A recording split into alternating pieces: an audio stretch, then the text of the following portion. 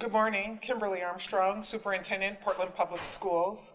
Now, we are committed to a full transparency process as we face our budget shortfall. And we are sharing this information early for engagement and advocacy. Due to rising costs, limited funding, and declining enrollment, we are facing a $40 million reduction. Now, through this process, we remain committed to students and staff, and we're going to protect as many essential services as we can. We're going to look to minimize impacts to our staff, and we're going to make every effort to protect programs and services that directly impact our students' growth and well-being. Now, the purpose of us being in this moment right now, early, ahead of where we typically are with the budgeting process, is because we know the importance of input, and we want to engage our community, our staff, our families into this process so that they can provide as much feedback as possible. This is really about a call to action. We need a long-term plan to secure sustainable funding that aligns with the needs of our students. This is a time for unity and partnership. It's foundational work for Portland. And so while we are gathered, I have my leadership team, I have members of the board. We are available to answer any questions that you may have for us regarding our budget and the unfortunate shortfall that we're facing at this moment.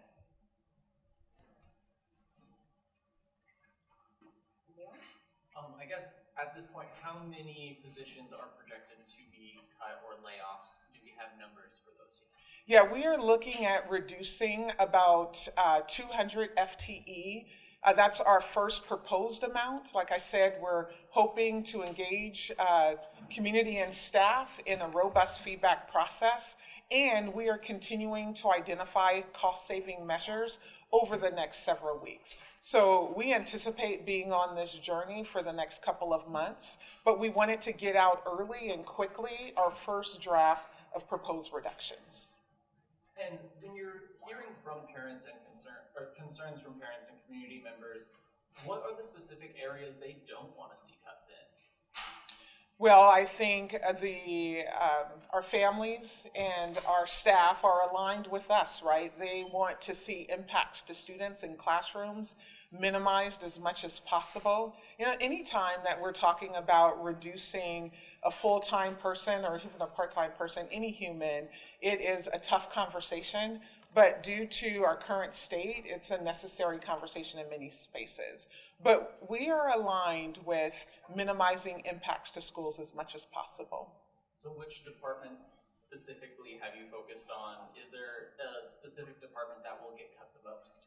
Yeah, that is a great question. I will say over the last 3 years, most of the reductions have been at the central office level. And while we know that we have folks who work in administration or at the central office that provide essential and critical services, we know that anything and everything we can do to keep reductions the furthest away from classrooms specifically is the work that we need to do. And so we're looking at about 12 million reduced out of central office, whether it be personnel or reducing budgets for travel, for professional learning, and some other things that we have outlined. Dr. Armstrong, thank you very much for taking our questions today. I wanted to get into some of the specifics of the reductions that you've outlined. For example, the potential cut of 4 professional learning development days for teachers. Isn't that a contractual obligation, and won't it have to be negotiated with the union? And I'm wondering if you could tell us a little bit about any conversations you've had with PAT about that. Yeah, I appreciate the question on the partnerships and the reductions that way. We remain committed to having conversations and being in this engagement process with our labor partners. Professional learning days are critically important. It's the way that we support our educators and making sure that they have everything that they need to move instruction for our students. And while it is not ideal, it is a large investment that we need to look at. But we don't plan to do anything that would be against the current contract without being in partnership or in agreement with our labor partners. So one of the reasons why we list that out early is so that we can have engagement around some of our proposed reductions. And can you tell us a little bit more about the one of the most significant areas of proposed reductions that you've outlined, which is instructional coaches and academic interventionists and social emotional support folks. Particularly the instructional coaches has been kind of a flagship investment that PPS has made over the past couple of years. Of course, not your administration. I wonder if you can tell us if there were any particular concerns with that model, and that's why that is an area that was targeted for cuts? Yeah, so it's actually a grouping of our staff members who aren't directly in classrooms teaching. Our biggest bets are on our professional learning model and the work that we're doing to engage our staff and support our students. And so that is through the interventionist, work of the interventionist, that is through the work of instructional coaching. I actually have my chief academic officer here who could speak a little bit more about our engagement efforts with instructional coaching. And that's Christina Howard. Hi, so to answer your question, the reduction that's proposed right now is a 30% reduction. And so that's not all of those staff members, and so we would be able to maintain some of them. And again, this is a draft list because we actually want feedback on this in particular and understand whether or not how folks feel about that, and then make decisions from there. Great, and how will you guys decide which schools or which of those positions are outside of that 30%? Yeah, I think that's going to be further in the conversations around the feedback that we get, and then we would make decisions accordingly. They could also be partial allocations. Maintaining right now, we have one at every site, so maybe they're partial. So we can run a few different scenarios, again, based on the feedback that we're getting. Before you step away, can you say and spell your name, please? Yes, Christina Howard, Kristina, Howard, Howard. I actually might have a question that would be relevant to the academic officer as well. Sorry. I'm just kind of curious. I see there's a cut made to multilingual learners. I know that's one of the. I know you guys cited declining enrollment as a reason for budget shortfall. I know that's one of the key student groups in Oregon that is kind of on the rise right now. So I'm kind of curious if you could explain that decision a little bit. What does that reporting look like with 7 positions cut? Just curious. Again, we're seeking out feedback, and we can't disclose the department because that might expose personnel. So it's a higher level articulation, and then we're going to get feedback from there to make that decision. Can you tell us a little bit more about the kindergarten days proposed cut at Title I schools? Maybe I'm confused. Is it kindergarten EAs at classrooms of 20 or more? Yes. 20, so, okay. Yes. The plan is to make sure that we have kindergarten assistants in classrooms at Title I schools with 20 or more students. Right now, we have kindergarten assistants in all of our classrooms in Title I schools, regardless of the number. So if it's 19 or under, there wouldn't be an EA, but 20 and up, there would. That's the proposal right now. Thank you. Is there a date when all of this will be finalized? Yes, so there is a budget timeline. There are a series of things that will go before the board in about April or May. And we also know at the state level, our budget won't be finalized until I think maybe more like the latter part of June. And so it's an ongoing process, a conversation that we'll continue to have over the next couple of months. Can you tell us a little bit more about since you brought up the state, I'm just wondering what early signals you feel like you're receiving from your engagement with state budget leaders. Do you think they're going to stick to the governor's $1.3 billion proposal? Do you think they're going to go above and beyond? I know it's a crystal ball question. Right. Well, our hope is that they go above and beyond. I will say we are very thankful to the governor for raising the current service level in her proposed budget, and we're hopeful that we'll continue to see movement. I will say that every move matters. Every opportunity we have to address what has created some of our budget woes is an opportunity. And I do have my Chief of Staff, Deborah Kafori, to speak a little bit more about advocacy efforts that we're doing at the state level. Thank you. Deborah Kafori, Chief of Staff. Julia, as you mentioned, we have been working very closely with legislators in Salem. The superintendent is going to be doing a series of visits in person in Salem to talk about our efforts. We also know that Portland parents are energized at a level I haven't seen in years. And so it's not just going to be the words of the school district and our board members, but actually parents and students who will also be advocating in Salem for the resources that we need. And as Dr. Armstrong said, we are looking at the current service level, obviously, and raising that as much as possible. We would like the quality education model fully funded. That is definitely our goal. But we also know that there are other areas that need assistance, raising the special ed cap, a lot of areas in specific around special ed that money could be added to that would greatly impact our budget and impact the students that we have. So there's a lot of areas for growth. We have heard the legislators talk about their budget woes as well. We get it, but we think that there is nothing that is as fundamental to the success of our city and our state than our children and our school district. Can you spell your last name, please? Kafoury. I just want to pick up on something that Chief Kafori has said, and I appreciate her words. You know, a couple of months ago, I went on a ride-along with Officer Klein, the downtown branch of the Portland Police Bureau, because I wanted to see firsthand the impacts of our city and some of the crisis that we have in front of us, especially as an urban city. And I understand that there are many of our partners who are looking at their budgets and needing to make some decisions. Understanding the state of our city, we believe in education that we have the first opportunity to begin to address the crisis that many urban cities see across states, across the nation, right? We want to be able to address mental health.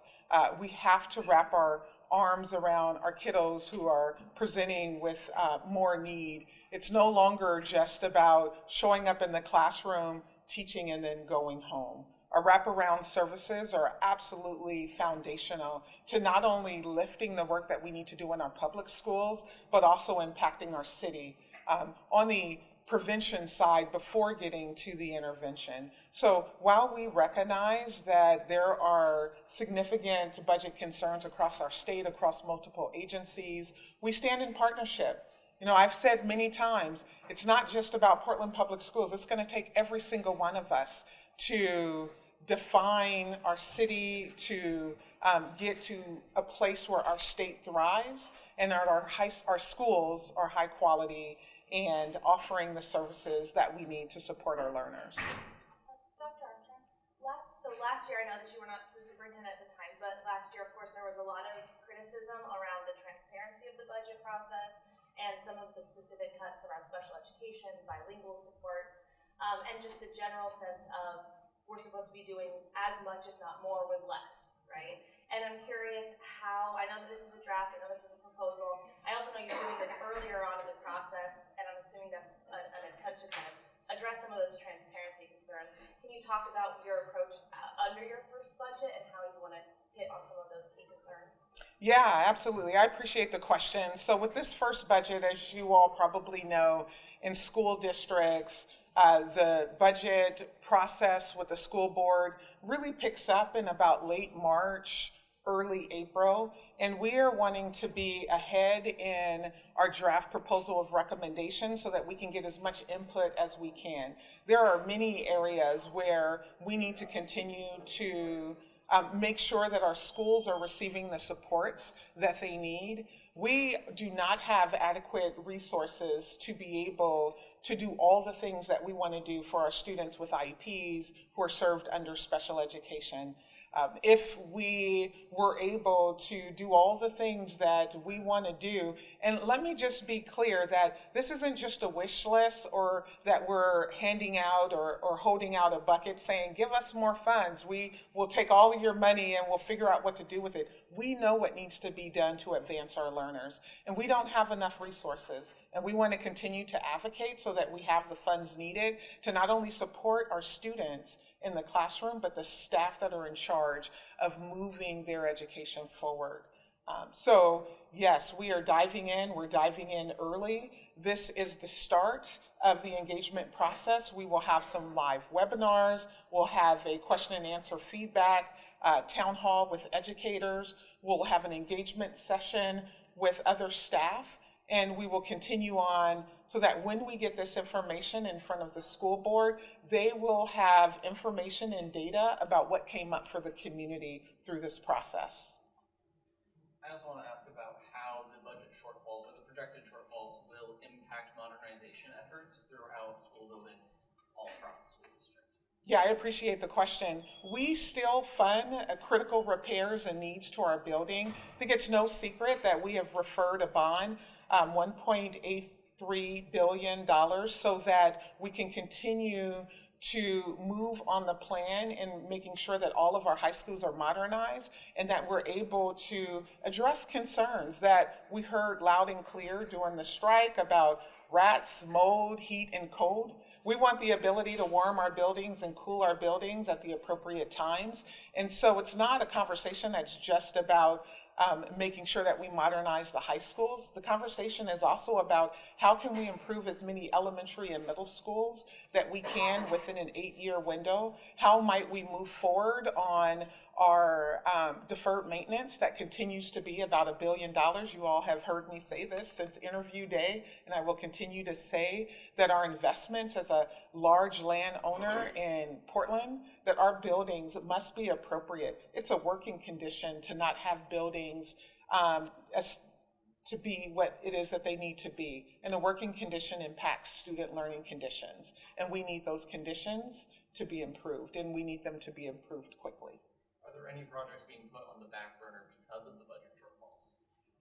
No, not at this time. We are confident that the funds that we have allocated to improve our schools continue to be in place. And of course, bond dollars, and I know we spend a lot of time out in community helping to distinguish between bonds and levies and general budget. We're not able to spend bond dollars on staffing in schools and classrooms. The bond dollars must be spent on buildings or other investments that are capitalized. And so we are hopeful that we'll have the opportunity to continue to modernize our schools and address some of the deficits and the repairs that are needed. We have many buildings that are over 100 years old. We have buildings that are labeled in critical condition and in need of repair. We've heard from students, we've heard from families about some of the critical needs, and we want to be responsive in addressing those needs. And the bond hasn't officially passed yet. That's going to be voted on in May. Right, so we've referred the bond, the board referred the bond in January, and that vote will be in May. Yes. I have a question for the board members at the podium, picking up on Dr. Armstrong's point about wraparound services. One of the proposed reductions that's outlined here is a 5% reduction in contracts with racial equity and social justice partnerships, which is, I know, something that both of the board members at the board fought for in June to put $1.8 million of proposed reductions back into the budget. I'm just wondering if you can share your perspective or if you think something has changed there. And I absolutely invite them to the podium, and I just want to emphasize that we are at the proposal state, and our hope is to engage individuals in this process. And so there will be an opportunity for board members to react to what it is that we've proposed formally, but certainly if they have other statements they want to say. Thank you. Herman Green, HERMANGREENE. At this stage of the game, I don't believe that there's anything that should be off the table.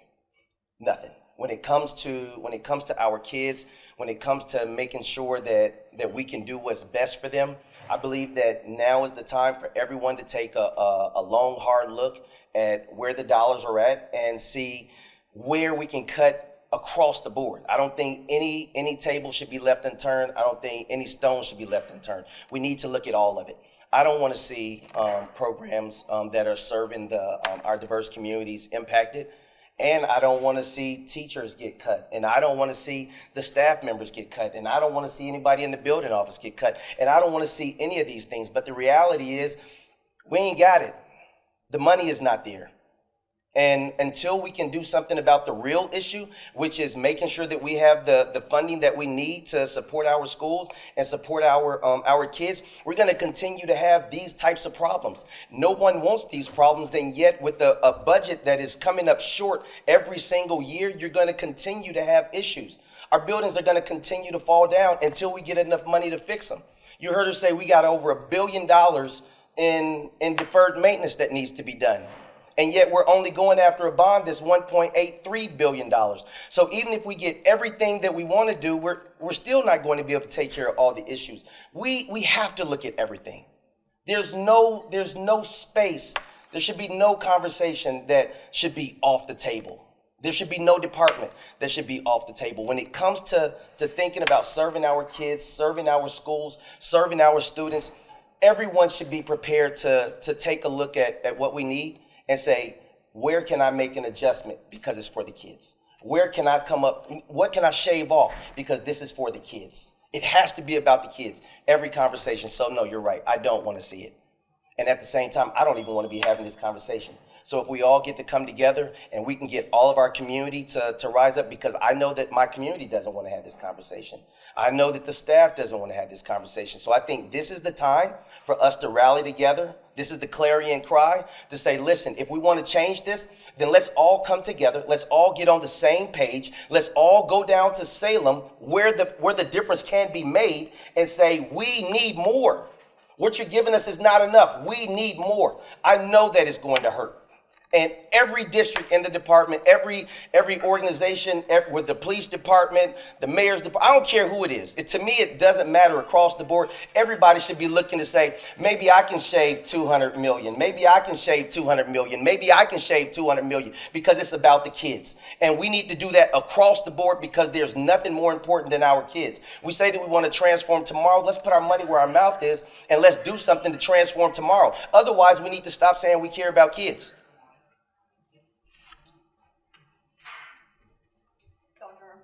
I know this is the first budget in North Dakota budget, at least, where school-based cuts have exceeded the central administration cuts, and I was just hoping you could explain, why that is and how that decision was kind of made.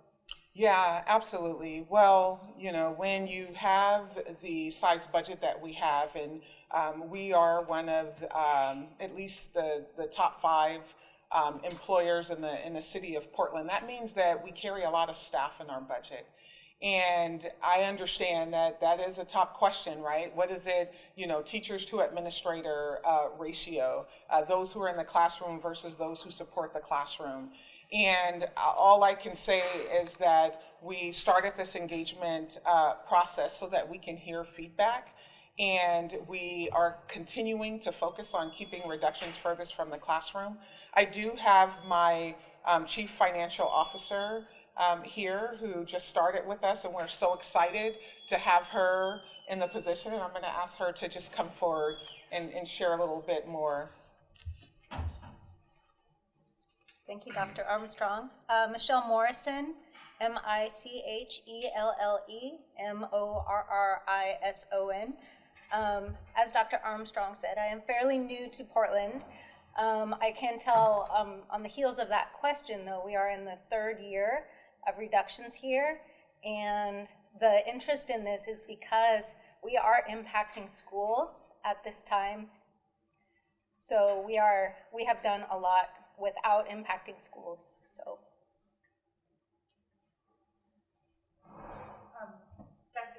I think maybe this is a question for Dr. Adams, but there's 15 or so cuts in here that are due to enrollment declines. And I wonder if you can talk a little bit about that and give us your sense of what the district might be doing to sort of stamp leading. Sure. Renard Adams, RENARD, Chief Equity and Accountability Officer for the district. Unfortunately, we just recently received our updated projections from the Population Resource Center at Portland State University. And Portland Public Schools enrollment is predicted to decline for the next 14 years.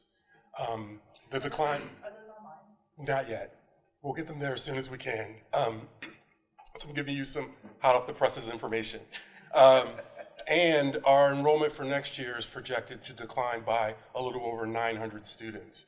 And so what the team does in working through recommendations and scenarios is we take our proposed staffing model and run our projected enrollment by school through that model. And then through the modeling, it shows us where we might not need as many staff members to students given our class size ratios as we have in the past. So that's what you see in the proposal right now are enrollment-related reductions that don't have to do with any increases to class size. We're not touching class size at the elementary level or at the middle school level and things like that.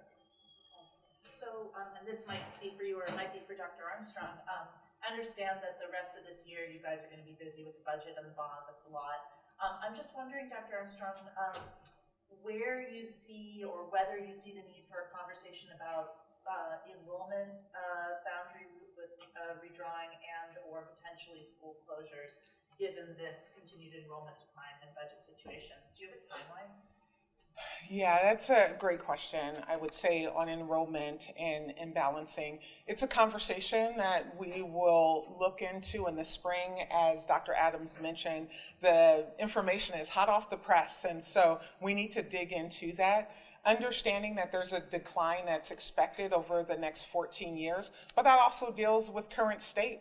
Listen, I believe in Portland Public Schools and what we have to offer. I believe in the city of Portland and that we can be this thriving space that continues to attract families and businesses so that we can see positive trends in our enrollment. Now, I'm not saying that our enrollment is just due to flight from Portland. We know that there are some things related to births as well and some other data that's used to make those calculations. But I stand in the belief that we're going to do everything we can to get our students back, in the belief that they will actually, families will be pursuing Portland Public Schools as the best option, the first choice for their students. And so while we continue to engage in those conversations, at the same time, we have to be stewards of the funds that we receive and the work that our community has entrusted to us. And so we will engage in conversations looking at enrollment data across our city and finding ways to optimize all of our learning spaces. What I can say about this reduction, and as I said before, this $40 million deficit is critical. What we won't compromise is how we show up and support our students and our staff in our buildings. It is absolutely important that we're still able to deliver essential services. And this may mean over the next couple of years, we need to think differently about those service models. But we need everything in our power to be able to raise the achievement that we need. And when I say everything, I'm talking about adequately funding our state at our schools at the quality education model that was set some years ago. Speaking of enrollment, how does the percentage of enrollment reduction correlate to the number of staff that directly interact with students that are planned in these cuts? Like, how are those percentages aligned? Thank you for that question. It really varies by level of school. If you were to look at our core staffing and program guide, it outlines, for example, our elementary class sizes, our middle school staff to student ratio, our high school staff to student ratio. And so as I mentioned when Julia asked her question, we run our projected enrollment by school through that model. And that tells us, hey, at the high school level, it looks like you need one less FTE. At the elementary level, it looks like that might be 8. I'm making these numbers up. I know it's overall 15, but I might not have them exactly without my paper in front of me. But that's how we determine that. And because of declining enrollment, especially at our early grades in elementary, that enrollment adjustment isn't as large as it otherwise would have been. Thank you. Could you speak to how the strike is impacting, if at all, this draft budget and what the role of the unions has been? Well, I will say that I have appreciated our partners, our labor partners across all of the associations. We have started early, and often we have conversations about the supports and what's needed. I understand that part of the rising costs are labor costs, and we need to continue to be competitive to attract staff to serve in Portland Public Schools. And so while I would not say that the 40 million is a in direct relation to the rising costs of contracts, what I can tell you is that we believe in our staff. We believe in the conversations that we are having about what needs to happen to be able to not only hire and retain high quality staff in Portland Public Schools, and we're going to continue to lean into that conversation. All across the land, right, there's rising costs for personnel. Majority of our budget is funding humans, and so with that naturally comes some requirements that are needed with the rising costs. And I just want to emphasize that the cost of supporting today's learner is vastly different than supporting learners, let's say 2-3 years ago. So it's investments that we continue to make and will continue to make. Just for clarification though, is any part of this deficit, and if so how much, a direct result of the contract that came out of the strike? Yeah, I don't have the exact numbers. I would say that, well, absolutely, because it's the rising costs with personnel. I would say, though, probably more significantly that we haven't talked about yet today are PERS, which is the employee retirement system, and the impact of that rising cost. We had about a $32 million shortfall in that. So even with the rising of the current service level, which directly impacted Portland Public Schools by about 20 million, it was offset by the rising costs in PERS. And so we think of where we were in a better situation than we had previously thought. When we got the PERS number in November, we realized that we needed to continue along the lines of making reductions of about 40 million. And let me just break that down just to be clear. So I think many of you know last year, the team came together and made a recommendation and completed $30 million in reductions. And they were very clear that then the next year needed to be about 40 because there was about a $70 million budget shortfall for the upcoming biennium. And so 30 last year, 40 this year. The raise in the current service level would have meant that that number was actually 20 million, so that many of the positions that you see listed would have been saved until we got our PERS number in late November and saw that our deficit was about 32 million. So not only did we need to pull from a reserves account to address part of the PERS, we didn't have enough to address the 32 million. So that $20 million increase that would have benefited our budget greatly actually went to PERS. So I know that many think, oh, well, the current service level was increased, so that means that you're able to continue some of the service that you've had in place. No, that's not true. And not only does that impact Portland, it impacts many of my superintendent colleagues across the state with some pretty significant reductions planned because of that PERS increase. To put a face on that for lawmakers, what does that mean? How does that translate into the day-to-day operation of the classroom to have to make that switch? Yeah, well, simply it means that we have to take those funds that we had hoped would be able to continue some essential services and place it into the PERS account so that we can address that shortfall. And we are more alike many of our districts, the other districts across the state in that. Dr. Armstrong, you outlined 228 fewer humans in schools next year. Historically, though, there's a certain amount of attrition and retirements, correct? Yes. Do you have a sense of whether attrition and retirements will cover most of that, or whether PPS will actually be looking at layoffs come June, given what you know about historical trends? Yeah, so absolutely. My early feedback and information from Human Resources is that we will be able to address most of those numbers through attrition, which means that we may not be in a RIF situation where we are letting teachers go. But again, that's early information. I think through this engagement process, we're going to continue to lean in with community, and we want people to show up and share their concerns or thoughts about what's on the list. Our questions are simple. If not that, then what? What are the trade-offs? Is it possible that some might be switched from full-time to part-time again, or things like that we saw this past spring? Some positions, so Yes, tell me more yes. about that. Yes, sorry. So Yeah. to be clear, there were plenty of roles in the district where individual employees who were full-time historically were made part-time or were then part-time at multiple schools. Yeah. So they technically weren't laid off, but there was a significant reduction in their position. Would that be possible?